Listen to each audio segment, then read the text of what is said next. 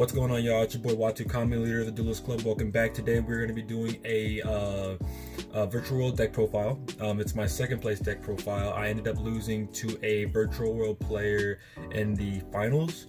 There were 6 rounds. I fought Dinos twice, virtual world twice, Zodiac once, and what was the other one? Oh yeah, Infernobles. I felt real comfortable. This deck is terrifying. I think before everything was going down and before the ban list happened, a lot of people were saying this has the potential to be the best deck in the format, and I feel very much so that it does. However, I don't know if it's the best deck yet. I feel like the deck is too new, and I feel like somebody's gonna find something else that's cracked about it. But you guys have seen everything. It can hand loop, it can bring out VFD, it can hand loop and bring out VFD. It's nuts. The entire tournament, not one time did I brick. Every single time I had a either decent hand or a nuts hand. And the thing about this deck is, with a decent hand, you're probably hand looping out 3 if they don't stop you, or if you can stop them from stopping you. With a great hand, you're probably hand looping out 4 and then dropping VFD with a trap. So, you know, to keep that in mind, that's crazy, bro. It's nuts. You know, how do you play through that when half your hand's going and, you know, they bring out VFD, who already is going to negate one of your opponent's attributes, and then you have a trap in the background that can just pop out anything else that your opponent has, bro. They're basically stuck in checkmate, and then the next turn you just whoop ass and win. So yeah, y'all, if y'all end up liking it, don't forget to hit the like button, share it, subscribe, of course. We are so close to hitting 600 subscribers. Please help us get to that point. And without any further ado, let's get into it. Alright guys, starting off with our virtual world cards, we're going to be playing 3 of all of the standard. Playing triple Lulu, triple Nian Nian, triple Gigi, triple Lao Lao, triple oh wow, whoops. There we go.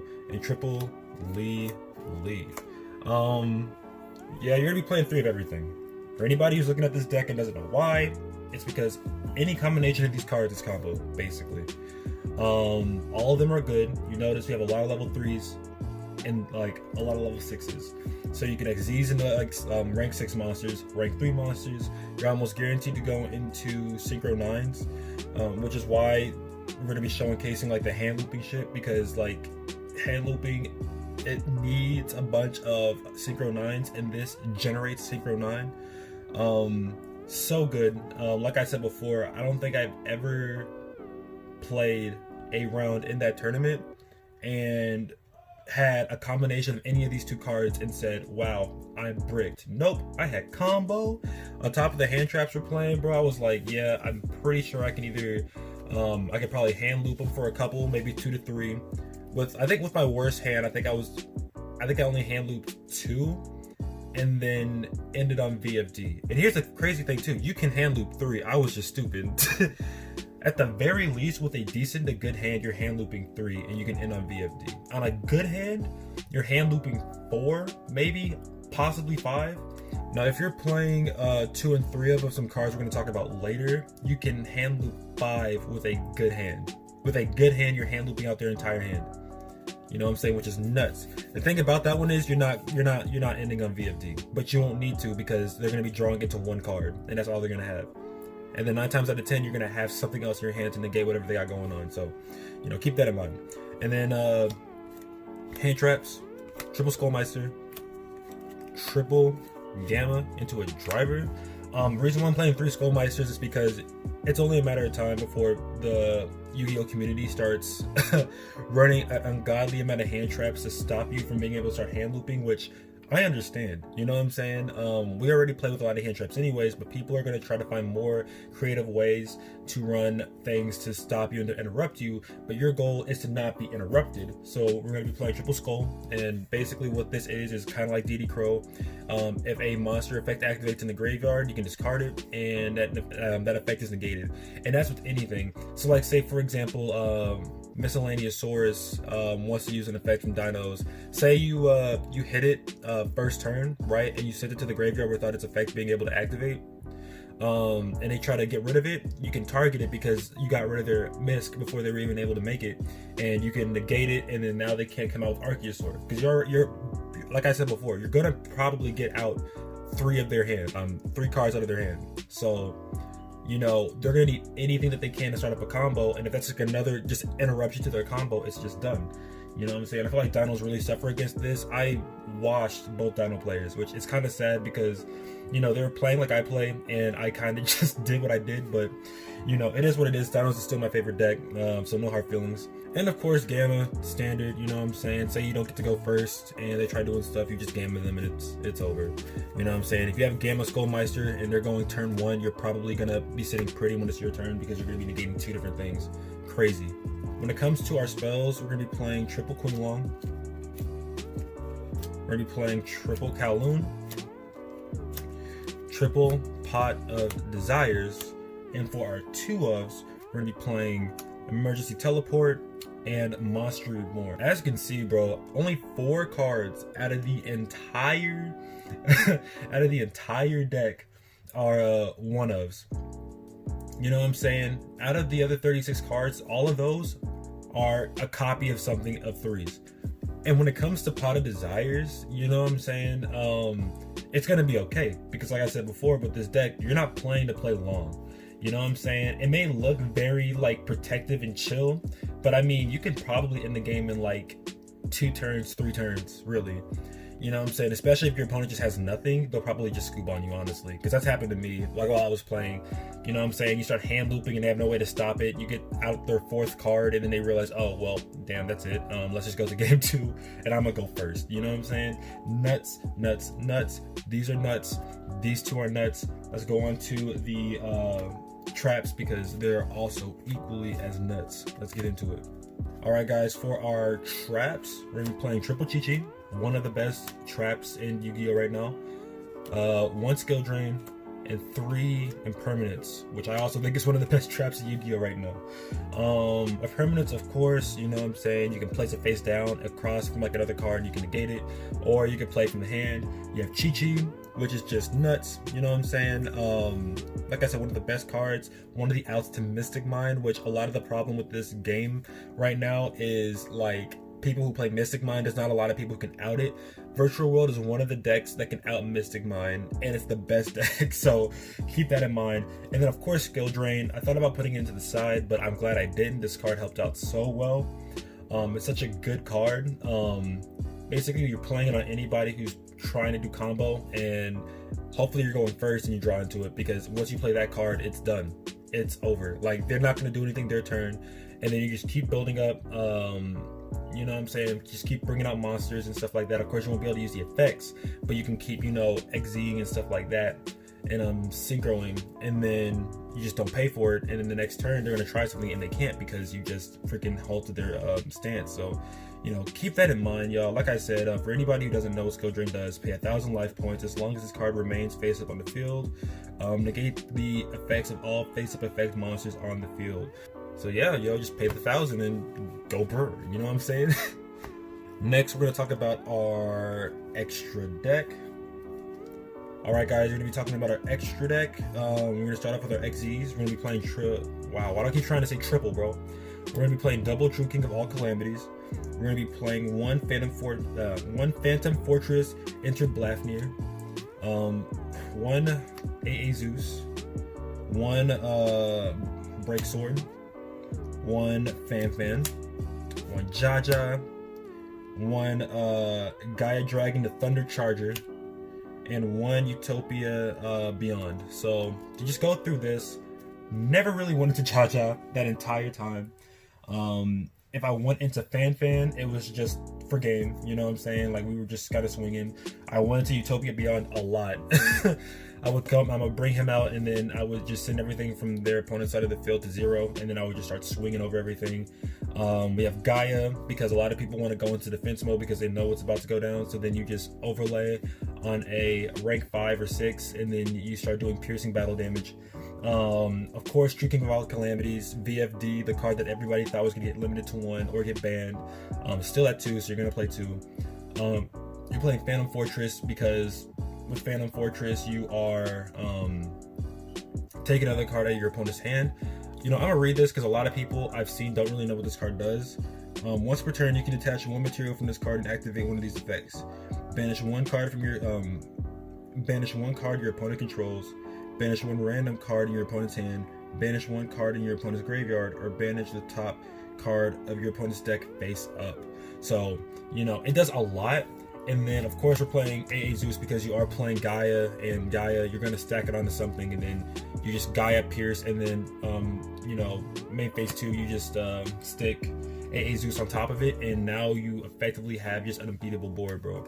Like, I've seen gameplay where people end on Calamities and AA Zeus, and I'm like, what are you going to do after that? You know what I'm saying? Like, Calamities is going to stop you. And if you find a way to get past Calamities and find a way to like do anything, AA Zeus is just gonna take off 2 and then blow up the goddamn field, bro. Freaking nuts.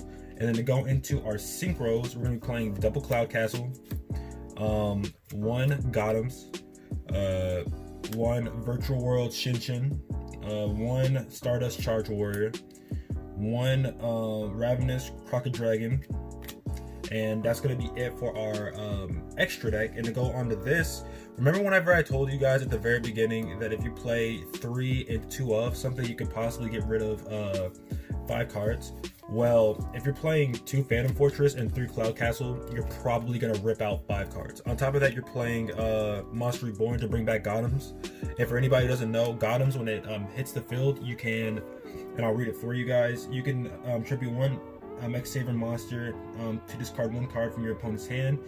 So basically, you bring out Gothams, you get rid of Gothams to get rid of a card, and then you start doing your stuff to bring out Cloud Castle. Cloud Castle brings it back, you get rid of it, pop another one, not pop it, but send it to the graveyard, do some more stuff, you know what I'm saying, bring out another Cloud Castle, bring it back, get rid of it, do that, and then you're gonna XZ's both, overlay, and you're gonna go into Phantom Fortress, enter Blafnir, you're gonna get rid of that, and then you're gonna get rid of one of your cards from your opponent's fate. And then you're gonna XZ's these 2 and go into Phantom Fortress. And then with Phantom Fortress, you can discard 1 and get rid of another card on your opponent's side of the field. Now I know that if you're playing with 3, and I think if you go on Team Samurai's, I forgot how he does the combo, because I was only doing like the combos with like what I have here, but he's playing 3 of and 2 of. And he ends up getting rid of 5 cards. It's I forgot the name of the video, but if I find it, I'll put a picture of it in the video so you can see where to go to like watch the video. But he's going against Dinos, bro, and he gets rid of 5 cards in 1 turn. And in their next turn, they draw into 1 card, and I think it was like Fossil Dig, and he negates it because of the trap, bro. It's nuts, bro. This deck is crazy. Love it so much, bro. And like I said, like usually, if you go into VFD, you're probably only getting rid of 4 cards. But if you don't go into VFD, which is what he did, he didn't go into VFD. Team Samurai didn't, and he was able to get rid of 5. So, you know, that's awesome. Keep that in mind whenever you're doing your stuff. And finally, our side deck, we're going to be playing triple Ash, triple Gnome Material, triple Lancia, 2 Nibiru, triple Twist, and 1 Harpy's Feather Duster. I consider playing Harpies in the main deck because we are entering a new age of Yu-Gi-Oh! Where people are playing a lot more control and back row type decks. However, a lot of the best decks right now aren't really playing back row. Like, you're looking at Zoo, you're looking at Dinosaurs, you know what I'm saying? You're looking at Drytrons, which I haven't looked too much into Drytrons, but from what I see, they're not really using their back row too much. You know, a lot of these decks are still very much combo based, and whenever the switch comes where everybody's playing more back row, this is going into the main deck. But until then, this is all going to be my side. 15 cards. Love this deck. Do I love it more than Dinos? No. I felt really freaking grimy playing this deck. However, it's a weird grime. Like, bro, I kind of like it. It's like when freaking Spider-Man became Venom in fucking Spider-Man 3, bro. And he was like, bro, this isn't good. However, I can't help but love it, bro. That's kind of how I'm feeling. And I guess just to give you guys an idea of how the tournament went in terms of like any struggles I had and what I would have changed, I guess just to end the video, I wouldn't change anything. If I were to change anything, it would probably bringing out Ash instead of Skullmeisters, but Skullmeister was the main reason why I was even able to pop off to begin with, so that's probably not going to happen. This deck destroys dinos, just eviscerates them. If they go first and make VFD, it's over. Bro, I mean, there's nothing more I can really say on the deck other than the fact that, like, you really really must try this deck out. And if you're not going to try it out, you're going to go, oh my god. If you're going to try it, oh my god, if you aren't going to try out the deck, I would go online and just look up every possible way to counteract this deck, because you're going to see a lot of it. It is a fairly cheap deck, because I mean, like I said, a lot of these cards you don't really need to play, you know what I'm saying? You can play other hand traps, you don't have to play AA Zeus, you know what I mean? So, you know, just if you buy like the actual deck, just like the basic stuff, I think it's only going to be about maybe 70 or 80, which is a lot. Not even no, it's not even 70 or 80. It's probably like just, yeah, it's probably like what, 70 maybe. A lot of these cards are sins. And some of the XZs and synchro cards are going to be maybe $1 or $2, but I mean, it's really cheap. Like I said, unless Lulu ended up getting a lot more expensive, because it was 20, and I wouldn't be surprised if it's like 30 now, I would go ahead and pick them up now. But yeah, that's it, y'all. Thank y'all so much for watching my videos, bro. I really appreciate it, yo. I'm trying my best to get us up to a K. A couple of the other guys are also thinking about jumping in and making some other videos.